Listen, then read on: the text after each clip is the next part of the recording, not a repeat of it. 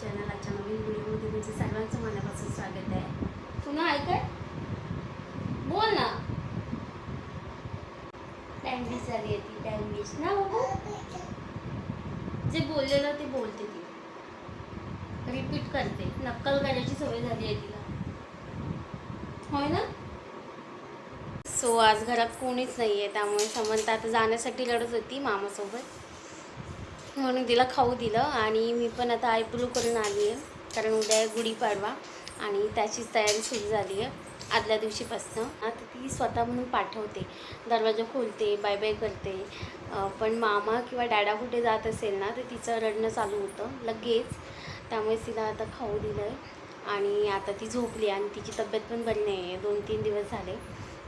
म्हणजे तिला सर्दी बिलकुल सहन नाही होत, आणि सर्दीच अशी आहे की तिला लगेच बरी पण होत नाही.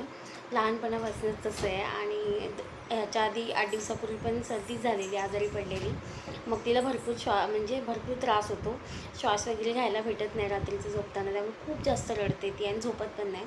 आणि ती 2-3 दिवस बरी पण झालेली आणि तिला पुन्हा सर्दी झाली. आणि त्याच्यामध्ये आता ती झोपत नाही आहे. तिचा खूप जास्त श्वास घ्यायला तिला भेटत नाही रात्रीची झोपली की. त्याच्यानंतर कफ पण झाला आहे. आणि आज थोडी बरी आहे. काल 2 दिवस तिला खूप जास्त त्रास झाला. आणि सर्दीच अशी आहे की तिला एकदम म्हणजे सहनच होत नाही लहानपणापासून, आणि एकदम ती कोमेजून जाते अशी. आणि आज तिचं शूट करायचं आहे, गुढीपाडव्याचं शूट.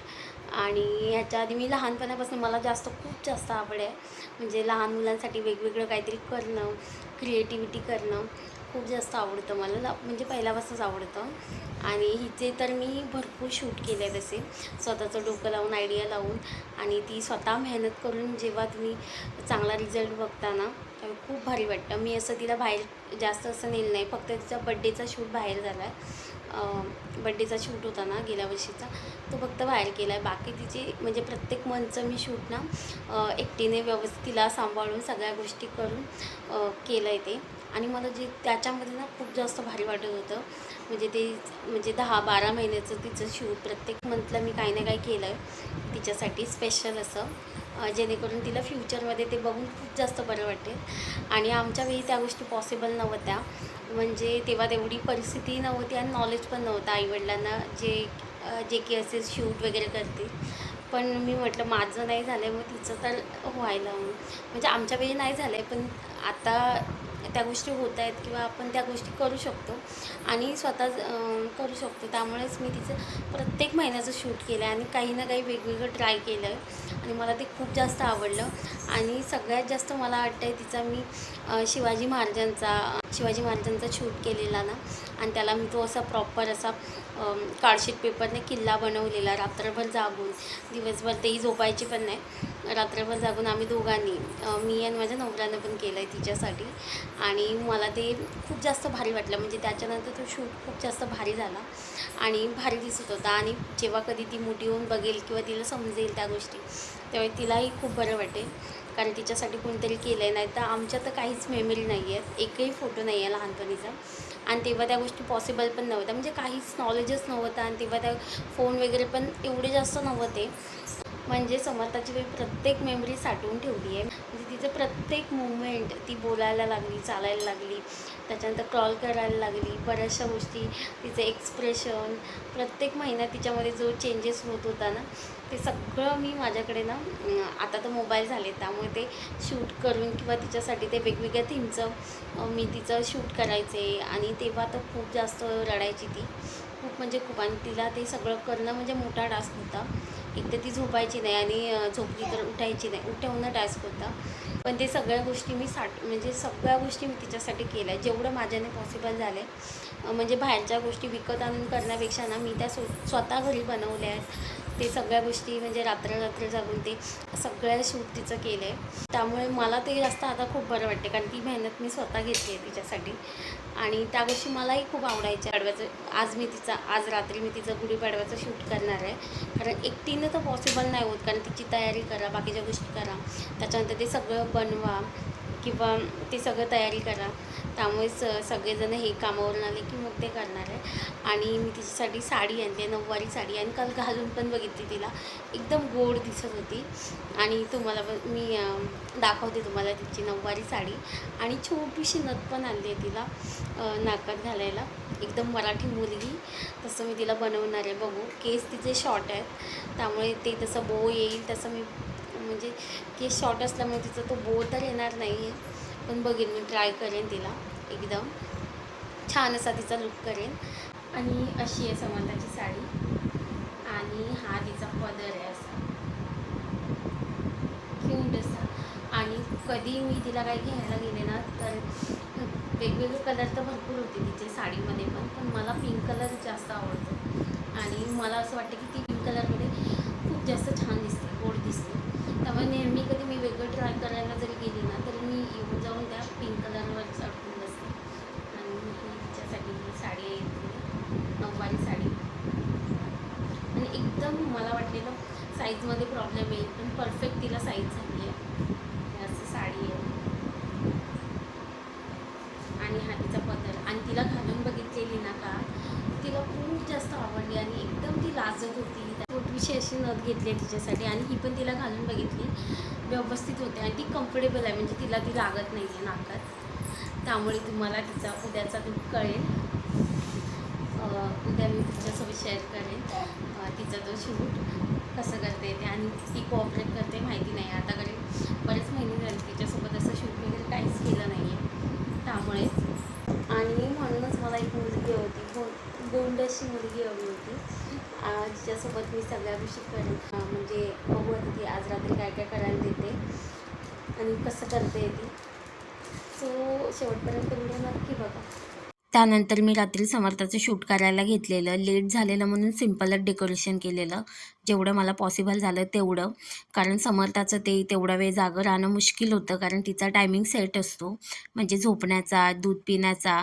त्यामुळेच आम्ही लवकर लवकर घाई करत होतो, त्यामुळे जास्त काही करता नाही आलं. आणि तिला पण साडीमध्ये कम्फर्टेबल होती ती, पण ते दागिने टोचत होते आणि पहिल्यांदाच तिने एवढं सगळं घातलेलं. पण तिने व्यवस्थित कॅरी केलं, आम्हाला जेवढं होईल तेवढं तिने सपोर्ट केला. आणि नेहमीच करते लहान असल्यापासनं, त्यामुळे बरं पडतं आम्हाला तिचं शूट वगैरे करताना. जेवढं सांगाल ना तेवढं ती करत होती. झोप तर तिला खूप जास्त येत होती, पण तिने व्यवस्थित आम्हाला जेवढं होईल तेवढं करायला दिलं. आणि सर्वांना आमच्याकडून गुढीपाडव्याच्या खूप खूप शुभेच्छा.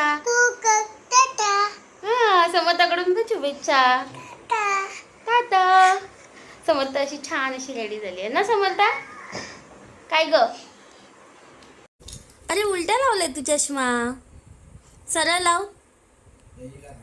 ए समर्था, तुला कोणी रेडी केलं छान छान असं? कोणी केलंय? काय ग, ए बाबू साडी दाखव तुझी, उभी राहून साडी दाखव, साडी दाखव ना. अगो बाई, चष्मा लावते तू. वाव, छान दिसते तू. काय ग भाऊ, बोल. गुढीपाडव्याच्या सर्वांना खूप खूप शुभेच्छा. बोल, गुढीपाडव्याच्या सर्वांना समर्थाकडून शुभेच्छा. दुसऱ्या दिवशी म्हणजेच गुढीपाडव्याच्या दिवशी पण समर्थाला छान असं मी रेडी केलेलं आणि तीच साडी घातलेली. आणि एकदम मॅडम कम्फर्टेबल होत्या आणि तिला ती साडी काढायचीच नव्हती. आम्ही जेवढं तिला सांगत होतो ना काढ म्हणून, ऐकायलाच तयार नव्हती. आणि तिला इथे रिंग लाईटसोबत खेळायचं होतं, म्हणजेच तिचे आम्ही फोटो काढले थोडेफार. त्यानंतर आम्ही संध्याकाळी गेलो शोभायात्रा बघण्यासाठी. आणि इथे छान अशी सगळीकडे गर्दी जमलेली होती आणि सगळे प्रोग्राम चालू होते. त्याच्यानंतर इथे गुड्या पण उभारलेल्या होत्या आणि इथे वादन पण चालू होतं, ढोलवादन, ढोल पथकांचं. ते ऐकून एकदम भारी वाटत होतं. आणि आपले पारंपरिक सण एकदम छान असे साजरे केले जातात. आणि हे तर मी पहिल्यांदाच आली आहे इथली शोभायात्रा बघण्यासाठी. गेल्या वर्षी तर पॉसिबल नाही झालेलं, पण यावेळी जवळच होती त्यामुळे आम्ही गेलेलो.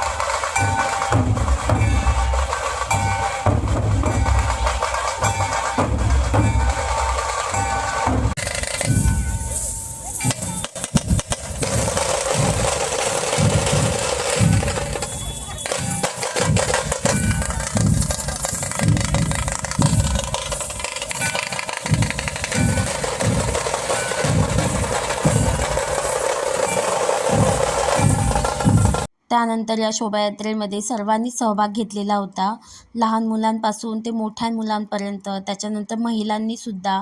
आणि लहान मुलं ही न थकता सगळं एका जागेवर उभी होती आणि खूप छोटी छोटी मुलं होती, 2-3 वर्षाची पण मुलं होती इथे. त्याच्यानंतर सर्वांनी छान अशा वेशभूषा साकारलेल्या होत्या. कोण बनलेलं तुळजाई, तर कोण महाकाली बनलेलं होतं, कोण मावळे बनलेले होते, तर कोण वासुदेव बनलेले होते, शंकर, त्याच्यानंतर शिवराय, त्याच्यानंतर जिजाऊ, अशा खूप साऱ्या वेगवेगळ्या वेशभूषा घेतलेल्या होत्या लहान मुलांनी आणि खूप सुंदर प्रकारे ते सगळं करत होते. त्याच्यानंतर महिलांचे पण इथे प्रोग्राम झाले, त्यांचंही इथे लेझीम नृत्य चालू होतं. सर्वजण एकदम उत्साहाने सगळं करत होते आणि खूप भारी वाटत होतं ते बघायला. सुंदर अशी रांगोळी काढलेली होती आणि हा सण खूप छान प्रकारे सेलिब्रेट केलेला, म्हणजे गुढीपाडवा आपला.